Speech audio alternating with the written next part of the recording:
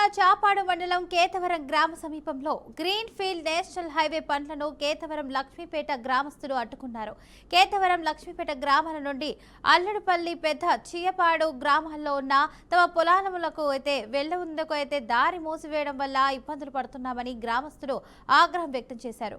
గతంలో 2-3 సార్లు green field national highway project director Ashok Kumar రెడ్డికి రాతపూర్వకముగా అర్జీలు సమర్పించినా కూడా ఫలితం లేదన్నారు.